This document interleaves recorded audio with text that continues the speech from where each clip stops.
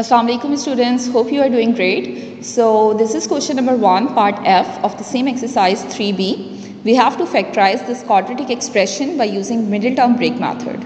Okay, so let's start the question. Okay, in the given question I have h square plus 2h minus 120. Right, the method is the same. सबसे पहले आपको क्या करना होगा, you have to check out the coefficient of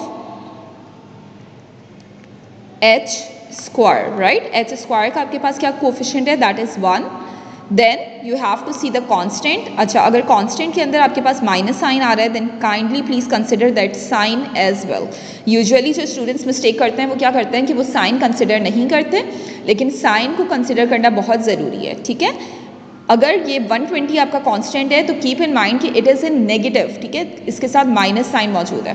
so let's have a product of that. इन दोनों का हमें प्रोडक्ट निकालना है. The product is going to be 1 multiply by minus 120. It is a negative product.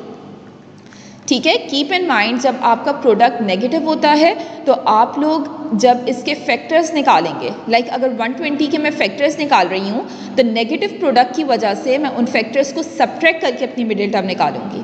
ठीक है, इस चीज़ को मैं आप लोगों को एक्सप्लेन करती हूँ. सबसे पहले जब आपका प्रोडक्ट निकल आएगा just find out the factors. 120 किस किस के टेबल में आता है, स्टार्टिंग फ्रॉम 2. यस, 2 के टेबल में आता है 2 60s of 120. फिर हम देखेंगे 3 के टेबल में आता है, यस 3 40s of 120. उसके बाद हमारे पास 6 के टेबल में आता है. ठीक है, 5 के टेबल में भी हमारे पास आता है. And what about 4? यस, 4 के टेबल में भी आता है. 4 मल्टीप्लाई बाय 30 इज 120. सिमिलरली 5 के टेबल में देखा जाए तो 5 मल्टीप्लाई बाय 5 4s नो 5 के टेबल में 120 आता है. 550 10s are 20s are then 24s are. ठीक है, अगर मैं 5 को 24 से मल्टीप्लाई कर दूँ, 5 4s are 20 and then 5 5s are 10 11 12, it is 120. उसके बाद हम 6 देखेंगे. 6 के टेबल में आपके पास आता है 6 20s are. ठीक है, 6 20s are आपके पास 120 है. उसके बाद हमारे पास 8 के टेबल में इसी तरह 9 के टेबल में देखेंगे हम, 10 के टेबल में देखेंगे 10 मल्टीप्लाई बाय 120. तो इस तरह जितने पॉसिबल फैक्टर्स होंगे हमारे पास 120 के, हम वो सब फैक्टर्स लिस्ट डाउन कर देंगे. फिर हमें जो चीज़ इंपॉर्टेंट है वो है क्या है कि हमें अपनी मिडिल टर्म को यहाँ पे लिखना है. The middle term that we have is 2h. ठीक है, सो 2h को हम यहाँ पर लिख देंगे इसके बराबर में. अब जो चीज़ मोस्ट इंपॉर्टेंट है इस मेथड में वो क्या है, वी हैव टू सी कि हमने जितने भी फैक्टर्स फाइंड आउट किए हैं उसमें ऐसे कौन से 2 फैक्टर्स हैं जो सब्ट्रैक्ट होके मुझे 2h दे देंगे, मेरी मिडिल टर्म जो कि 2 है वो दे देंगे. ठीक है, we have to see that कि आपके पास इन तमाम तर फैक्टर्स में से सब्ट्रैक्शन के बाद अगर मैं 2 को 60 से सब्ट्रैक्ट कर देती हूँ so it will give me what, 2 minus 60 58 देगा. उसके बाद 40 में से 3 सब्ट्रैक्ट होगा तो 37 आएगा. 30 में से 4 सब्ट्रैक्ट होगा तो 26 आ जाएगा. 24 में से 5 जाएगा तो 19 आ जाएगा. 20 में से 6 जाएगा तो 14 आ जाएगा. 10 में से 12 जाएगा तो आपके पास अगर 10 में से 12 जाएगा it is going to give me 2. Right, तो इसका मतलब क्या है, एक चीज़ जो मुझे आपको बतानी थी, this is the minus sign. ठीक है, जब आपके प्रोडक्ट के साथ माइनस होता है तो आप अपने फैक्टर्स को सब्ट्रैक्ट करके देखते हैं. You have to see the factors by subtracting them. ठीक है, कि उनको सब्ट्रैक्ट करें एंड फाइंड आउट द 2 फैक्टर्स that gives you 2h after subtraction. ठीक है, you have to subtract the values when you have minus with your product. जो आपने प्रोडक्ट निकाला है उसके साथ माइनस है तो आपने अपने फैक्टर्स को सब्ट्रैक्ट करके मिडिल टर्म फाइंड आउट करनी है. Okay, then we have seen that कि 10 और 12 ऐसे 2 फैक्टर्स हैं जिनको अगर सब्ट्रैक्ट किया जाएगा तो मेरे पास 2 आ जाएगा. अब यहाँ पर एक चीज़ इंपॉर्टेंट क्या होती है कि आपको साइन किसके साथ लगाना है, यानी एक माइनस साइन तो लाजमी लगेगा, चाहे वो 12 के साथ लगे चाहे वो 10 के साथ लगे. एक माइनस साइन लगाने से क्या होगा कि सब्ट्रैक्शन हो जाएगी. ठीक है, look at this, this is 10 this is 12. अगर इन दोनों के साथ प्लस साइन लगेगा तो आपकी एडिशन हो जाएगी. सब्ट्रैक्शन के लिए क्या ज़रूरी है कि इन दोनों फैक्टर्स में से किसी एक के साथ माइनस साइन लाजमी हो. अब हमें इसके लिए क्या देखना होता है, इसके लिए अगेन मुझे अपनी मिडिल टर्म का साइन देखना है.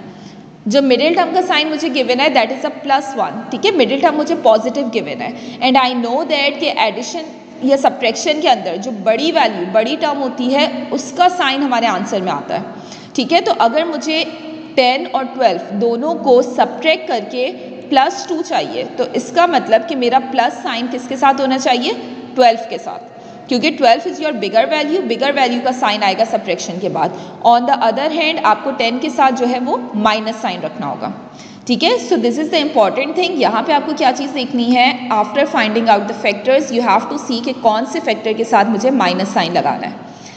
जस्ट कीप इन माइंड कि मिडिल टर्म में अगर पॉजिटिव साइन है, जो भी साइन आपकी मिडिल टर्म में है वो आपके बड़े वाले फैक्टर के साथ आएगा। 10 और 12 इन दोनों में से जो बड़ा फैक्टर है वो है 12, तो 12 के साथ आपकी मिडिल टर्म वाला साइन आ जाएगा, यानी पॉजिटिव साइन आ जाएगा। अगर मिडिल टर्म माइनस में है तो आपके बड़े वाले फैक्टर के साथ माइनस साइन आ जाएगा, ठीक है। एंड कीप इन माइंड कि जो दूसरा फैक्टर है उसके साथ आप ऑपोजिट साइन लगाएंगे, तभी आपकी सब्ट्रैक्शन हो सकती है। जब एक प्लस और एक माइनस होता है तभी आपकी सब्ट्रैक्शन होती है, अदरवाइज अगर दोनों सेम साइंस हैं, चाहे दोनों प्लस हो या दोनों माइनस हो, it is always addition. Okay, so subtraction perform करने के लिए आपको एक नंबर के साथ माइनस साइन लाजमी लगाना है। And I have already told that कि जब आपके फैक्टर्स आ जाएंगे तो वो साइन जो आपकी मिडिल टर्म के साथ मौजूद है वो आपके बड़े वाले फैक्टर के साथ आएगा। दैट्स इट, ठीक है। अब मुझे क्या करना है, मैंने अपनी दोनों वैल्यूज फाइंड आउट कर ली। Let's just break the middle term now, ठीक है। Again I am writing the same question, h² + 2h - 120। Okay, this was my quadratic expression. अब 2h की जगह मैंने फैक्टर्स जो फाइंड आउट किए हैं वो क्या है, -10h और +12h। कीप इन माइंड कि आपने वो वेरिएबल जो आपकी मिडिल टर्म के साथ वेरिएबल है वो इन दोनों फैक्टर्स के साथ लगाना है, ठीक है। So let's do that. अब हम लिख सकते हैं इसको h² - 10h + 12h - 120। इस तरीके से मैं इसको लिख दूंगी, ठीक है। मैंने अपनी जो मिडिल टर्म 2h थी उसको दो पार्ट्स में ब्रेक कर दिया। एक पार्ट मेरे पास है -10h और दूसरा पार्ट मेरे पास है +12h। इन दोनों को मैंने 2h की जगह लिख दिया, ठीक है। जब मैं ये लिखूंगी तो मैं इसको वेरीफाई भी कर सकती हूँ। वेरीफाई कैसे कर सकती हूँ कि ये एक्सप्रेशन इसके बराबर है या नहीं है। अगेन मैं इसको सॉल्व करके देख लूँगी। -10h और +12h, इसको अगर मैं सॉल्व करूँगी तो मेरे पास आंसर 2h आना चाहिए। इसका मतलब -10 + 12 is what, it is minus plus is minus, 12 में से 10 गए, आपके पास 2 आ गया, साइन बड़े नंबर का आएगा प्लस और आपका वेरिएबल एज इट इज आ जाएगा। तो this is called the verification, कि जब आप मिडिल टर्म ब्रेक कर लो तो आप एक बार दोबारा से उसको सॉल्व करके देख लो, इन दोनों वैल्यूज़ को जो आपने अपनी मिडिल टर्म की जगह लिखी हैं, ठीक है। इनको दोबारा से सॉल्व करो। अगर आपकी middle term as it is आ जाएगी विद द साइन, इसका मतलब यू हैव डन करेक्टली, आपने इसको करेक्ट ब्रेक किया, ठीक है। Now this is the first step. First step में मिडिल टर्म ब्रेक हो गई। सेकंड में आपको क्या करना है, you have to make the pairing. आपको पेयरिंग करनी है। यहाँ पे एक पेयर ये हो गया, एक पेयर ये हो गया, दो अलजेब्रिक टर्म्स की आप पेयरिंग करेंगे। उसके बाद उसमें से कॉमन वैल्यूज फाइंड आउट करेंगे। The common values in between the two terms are h। इन दोनों में फर्स्ट ग्रुप के अंदर मेरे पास h कॉमन है, अंदर आ जाएगा h - 10। दूसरे में आपके पास +12 इज कॉमन, ठीक है। क्यों, क्योंकि 120 को भी मैं इस तरह लिख सकती हूँ 12 × 10। तो इन दोनों में 12 कॉमन आ गया। The uncommon values will be written inside the bracket h - 10, ठीक है। Now we can easily see कि h - 10 दोनों सेम ब्रैकेट्स हैं, they can be taken common, या फिर हम इसको एक ही बार लिख सकते हैं, ठीक है। h - 10 को एक ही बार लिख देंगे और दूसरे ब्रैकेट के अंदर आपके पास आ जाएगा h + 12, ठीक है, h + 12। जो वैल्यूज़ बाहर थी ब्रैकेट के उनको कलेक्टिवली एक ब्रैकेट के अंदर लिख देना है, और जो वैल्यूज़ अंदर मौजूद थी अगर वो वैल्यूज़ सेम है तो आप उसको एक ही बार लिख देंगे ब्रैकेट को। Is this clear to all of you? I hope this is understandable. Thank you so much for watching the video. So in this way we have find out the factors of the given quadratic expression. Thank you so much. Take care.